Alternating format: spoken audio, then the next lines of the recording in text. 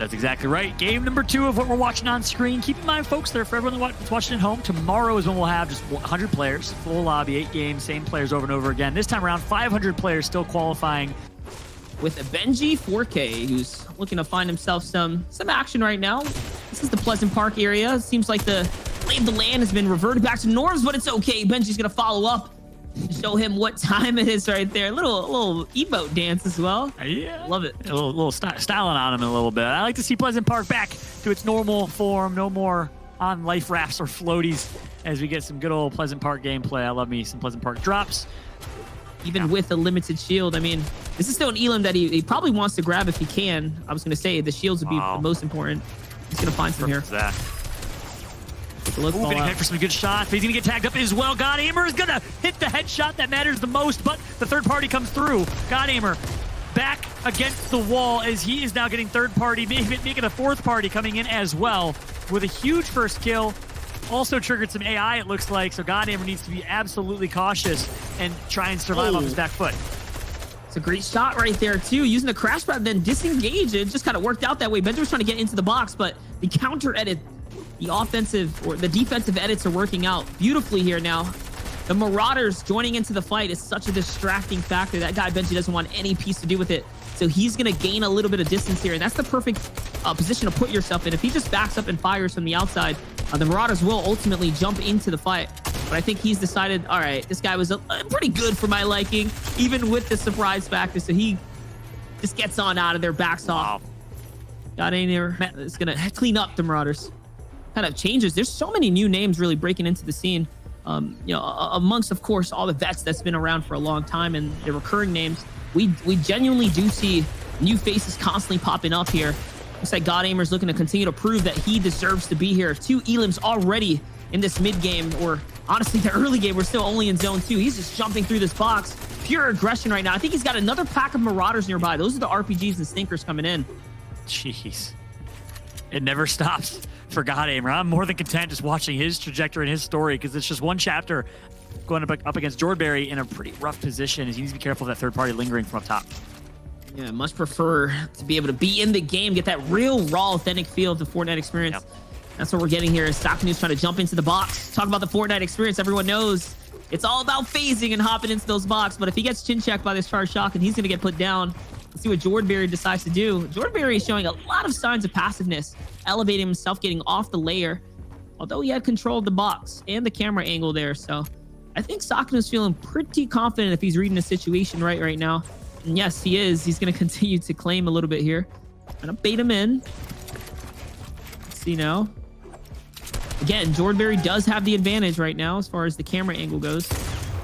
Looks like Johnny just won another lobby right there, getting a little bit of the feedback. But take a look, Sakno, even with the disadvantage from before, is showing that he can work the situation. Great cone control right there as he throws one in the box and completely takes advantage of the situation. That's exactly right. Great Survival has a lot of FNCS duo wins alongside Janice from past FNCS, season 2 weeks. Ooh. Wait a second, he just hit Sock. No way. Sakno from down range.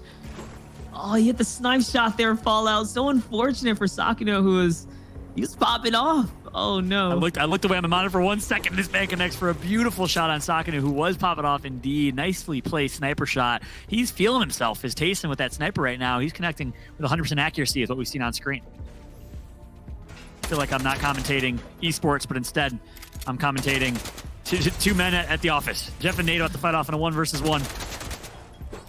And a little bit of a box fight that's ensuing. Uh-oh, looks like someone else stepped into the situation. Yeah, it was the crash pad. Should have recognized that moment right there. It's time to get on out, but sticking around for too long, he ends up losing the battle. Let's look at Wakey again. So we're kind of hopping back and forth. This is typically the time where most of the lobby tends to just chill, right? You don't want to do anything too risky come this time here. You can see he's using that edit to look through the build there. It's a wood build. He's got to be careful. Yeah, that's exactly right. Wakey, aka Travis Scott, in 9th place right now with 117 points. And currently in a little bit of a box fight against Waze from Devour. Guy who gets fired at and forced to build here. Instead, he's recycling all of these materials here. Just barely missing out on the shot there, but he's going to get coned, and Wakey now has to fight for his life here. He Push goes against for the wall. Oh, no. Quick heals with the floppers, and the headshot comes through some way, somehow. Wakey, who had no business winning that fight, connects for a beautiful shot. Playmaker is the 9th place Wakey from Godsent. The Swede shows up huge, gets himself some siphon in a great position. Yeah, if there's anything that he needs right now, it's going to be an impact elimination because he does not have a lot of material coming into this game here. But jumping in with Tayson, someone who is deadly right now, you can see he's in a bit of a situation himself here. Box fight and the tactical bully through the wall there. He puts the big pressure down, walks right through his opponent, and just like that, that's the frag that he much needed as well. That's exactly right. Good pickup from Tayson. As now Tayson will be able to reset, and it looks like Wakey was able to ride the coattails of his peer, pick up the rotation off the crash pad, and now Wakey's in a good spot in this rotation through, playing very wise, very calm, collected in this late game with so many people in this lobby. It's insane. And I love that he's running with the sniper out, but now he's going to switch to the charge shotgun. He jumps into the box. Hello, knock, knock. In comes Wakey. He's looking and he's tracking, but the guard was let down. Someone else is going to steal it. Can he bail himself out again? It looks like it is going to happen. He already hit the shot for 120. And this is aggression in its full. He could have paused to go pick up the loot, but instead he goes straight on the counter. Wow. Someone else snatched up the loot there, Fallout. I think that must have happened. There is an angel looking over Wakey right now because he keeps surviving these tight moments, or he's just a monster. One of the two, probably a combination of both. He keeps surviving these moments where, he has no business surviving. Getting flanked, losing the first shot, connects for another charge shotgun headshot. Pure skill coming through from Wakey of Godsent. You love to see it. Great plays. The question is, can he finish this lobby with his back against the wall? Not much in his inventory either. That's right. That was a lot of material burnt just in the hunt to get to where he is so far. Another pretty serious zone pool there, so I'll have to tune back in to see how that's going to play out. Someone who's not too worried about this is Vortexers.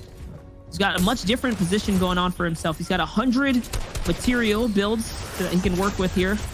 And not to mention some crash pads to make the rotate, but he is going to get tagged as he touches down. Wakey, who's on the heels of that, is trying to use these crash pads to get down. And yes, he's going to find a full-on set of crash pads. So many getting put into play here. This is the first we've seen high-caliber Fortnite in solo competition with the usage of the new loot pool. So I'm absolutely loving how this is playing out right now. This is basically a big experiment of the sort. Says it's going to be a lot to learn from kind of the tail end of this. That's a great call-up. I think a lot of the same meta that we've kind of talked through and we expected has come to fruition here in solos. But you're spot on. First time we've seen solos in this current meta, this current loot pool. It's been fun to watch. As Wakey's going to get boxed in and unfortunately finally gets taken out. So that Guardian Angel disappears. And guess what? It's to the hands of Tayson. 4 eliminations for Tayson right now. He is popping off the duo of Janice. That's right. And people forget Tayson has been around for quite some time. And I mean, he popped off in a previous solo. Everyone always gives attention and love to the guy that came first. But you forget, top 10. These guys are wolves out there. They're definitely alphas on the scene.